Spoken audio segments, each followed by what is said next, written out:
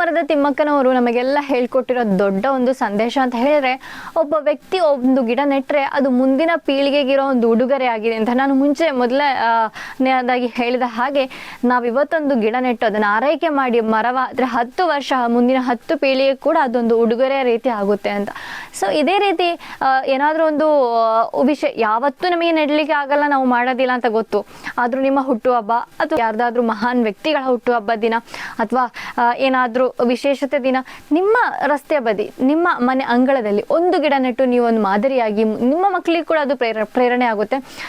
ಇವಾಗ ನನ್ನ ಪರ್ಸ್ನಲಿ ನನ್ನ ಅಭಿಪ್ರಾಯ ಹೇಳಬೇಕು ಅಂತ ಹೇಳಿದ್ರೆ, ನಮ್ಮ ಕೊಡಗಿನಲ್ಲಿ, ನಾನು ಕೊಡಗಿನ ಹುಡುಗಿ ಅಂತ ಗೊತ್ತಿರಬಹುದು ನನ್ನ ವೀಡಿಯೋಸ್ ನೋಡೋರಿಗೆ, ನಮ್ಮ ಕೊಡಗಿನಲ್ಲಿ ನಾವು ಒಂದೊಂದು ಸೈಡ್ ಹೋಗುವಾಗ ತುಂಬ ಅಂದರೆ ತುಂಬಾ ಬೇಸರ ಆಗುತ್ತೆ. ಯಾಕೆ ಅಂತ ಹೇಳಿದ್ರೆ, ಒಂದೊಂದು ಮರ ಕಟ್ಕೊಂಡು ಲೋಡ್ ಗಟ್ಟಲೆ ಮಾಡ್ಕೊಂಡು ಹೋಗೋದು ನೋಡಿದರೆ ತುಂಬಾ ಸಂಕಟ ಆಗುತ್ತೆ. ನಾವು ಯಾವಾಗಲೂ ಹೋಗೋದು ಹೇಳ್ತಾನೆ ಹೋಗ್ತೇವೆ.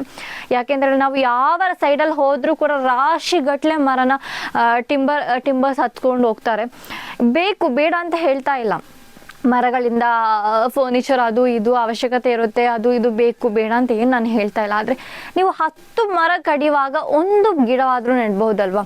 ನಾವು ಮುಂಚೆ ಎಲ್ಲ ಕೊಡಗಿನ ತೋಟದ ಕಡೆ ನೋಡುವಾಗ ಹಚ್ಚ ಹಸಿರಾಗಿ ಕಾಣ್ತಾ ಇತ್ತು. ಎಷ್ಟು ಸುಂದರ ಅಂತ ಹೇಳಿದರೆ, ನೋಡಿದ ಕಡೆ ಎಲ್ಲ ಹಸಿರಾಗಿ ಕಾಣ್ತಾ ಇತ್ತು. ಇವತ್ತು ಫುಲ್ ಖಾಲಿಯಾಗಿ ಕಾಣ್ತಾ ಇದೆ.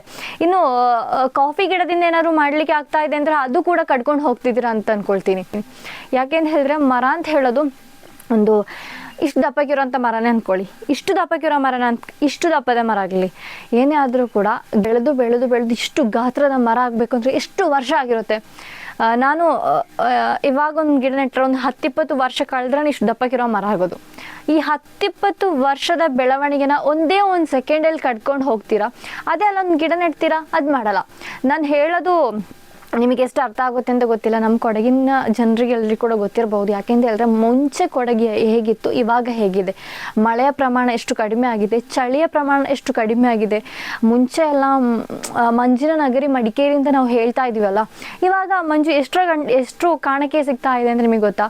ಒಂದು ಮುಂಚೆ ಇದ್ದ ವೆದರ್ಗೂ ಇವಾಗಿನ ವೆದರ್ಗೂ ನಾವು ತೆಗೆದು ನೋಡ್ರೆ ಗೊತ್ತಾಗುತ್ತೆ. ಏನಂದರೆ, ಒಂದು ಬೇಸರದ ಸಂಗತಿ ಅಂತ ಹೇಳಿದರೆ, ಅದಕ್ಕೆ ಪರ್ಮಿಷನ್ ಕೊಡೋರು ಅವರಿಗೆ ಕಡ್ಡಾಯವಾಗಿ ಹೇಳಬೇಕಾಗಿರೋ ವಿಷಯ ಅಂತ ಹೇಳಿದರೆ, ಒಂದು 10 ಮರ ಕಡಿಯುವಾಗ ಒಂದು ಗಿಡವಾದರೂ ಅಲ್ಲಿ ನೆಡಿ, ಅಥವಾ ಈ ಥರ ಪರ್ಮಿಷನ್ ಕೊಡಲೇಬೇಡಿ, ಇನ್ನೇನಾದರೂ ವ್ಯವಸ್ಥೆ ಮಾಡಿಕೊಳ್ಳಿ. ನಮ್ಮ ಈ ಥರ ಪರ್ಮಿಷನ್ ಕೊಡೋರಿಗೆ ನಾವು ಕೈ ಮುಗ್ದು ಕೇಳ್ಕೊಳ್ತಾ ಇದ್ದೀವಿ. ನಮ್ಮ ಕೊಡಗಿನ ಇನ್ನಾದರೂ ನೀವು ಸುಮ್ಮನೆ ಬಿಡಿ, ನಮ್ಮ ಕೊಡಗಿನ ಮಣ್ಣನ್ನು ಯಾಕೆ ಇಷ್ಟೊಂದು ನೋವು ಮಾಡ್ತಿದ್ದೀರಿ?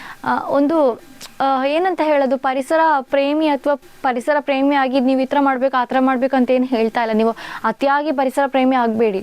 ಆದರೂ ಕೂಡ ನಮಗೆ ನಾಳೆಗೆ ಆದರೂ ಇವತ್ತು ಉಳಿಸಿ. ನೀವು ನಾಳೆಗೆ ಒಂದು ಶುದ್ಧ ಗಾಳಿ ಅಥವಾ ನಮ್ಮ ಪರಿಸರ ಚೆನ್ನಾಗಿರಬೇಕು, ನಮ್ಮ ಊರು ಚೆನ್ನಾಗಿರಬೇಕು, ನಾವು ಚೆನ್ನಾಗಿರಬೇಕು, ಕಾಯಿಲೆ ಮುಕ್ತ ಆಗಬೇಕು ಅಂತ ಹೇಳಿದರೆ ಶುದ್ಧ ವಾಯು ಸಿಗಲೇಬೇಕು. ಅದಕ್ಕಾಗಿ ಆದರೂ ನಿಮ್ಮ ಮಕ್ಕಳಿಗಾದರೂ ನೀವು ಉಳಿಸ್ಕೊಡಿ.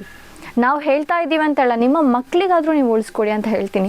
ತುಂಬ ಬೇಜಾರಾಗುತ್ತೆ ಕೊಡಗಿನ ನೋಡಿದರೆ. ಇವತ್ತಿನ ದಿನದಲ್ಲಿ ಈ ಥರ ಹೇಳಬೇಕಾಗಿರೋದು ತುಂಬ ಬೇಸರವಾದ ಸಂಗತಿ. ನಾವು ಯಾವಾಗಲೂ ಹೋಗುವಾಗ ನೋಡ್ತೇವೆ, ನಾವು ಯಾವಾಗಲೂ ಹೇಳ್ತಾನೆ ಹೋಗ್ತೇವೆ, ಏನಿದು ಅವಸ್ಥೆ, ಇಷ್ಟೊಂದು ಮರ ಒಂದೊಂದು ದಿನಗಳಲ್ಲೂ ಕೂಡ 2-3 ಟಿಂಬರ್ ಗಟ್ಟಲೆ ತಗೊಂಡು ಹೋಗ್ತಾ ಇದ್ದಾರೆ ಲಾರಿಯಲ್ಲಿ ಹತ್ತಿಸ್ಕೊಂಡು ಅಂತ ಹೇಳಿದರೆ, ಇದು ಎಲ್ಲಿಗೆ ಹೋಗಿ ನಿಲ್ತಾ ಇದೆ ನಮ್ಮ ಕೊಡಗಿನ ಅವಸ್ಥೆ ಅಂತ ಗೊತ್ತಾಗ್ತಾ ಇಲ್ಲ.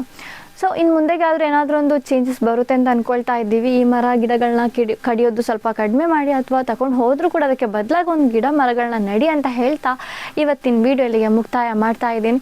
ಇನ್ನು ಇದೇ ರೀತಿಯಾದ ವೀಡಿಯೋಸ್ಗಾಗಿ ನನ್ನ ಚಾನಲ್ನ ಸಬ್ಸ್ಕ್ರೈಬ್ ಮಾಡಿ ಸಪೋರ್ಟ್ ಮಾಡಿ. ನಿಮ್ಮ ಅಭಿಪ್ರಾಯವನ್ನು ಕಮೆಂಟ್ಸ್ ಬಾಕ್ಸಲ್ಲಿ ಕಮೆಂಟ್ಸ್ ಹಾಕಿ.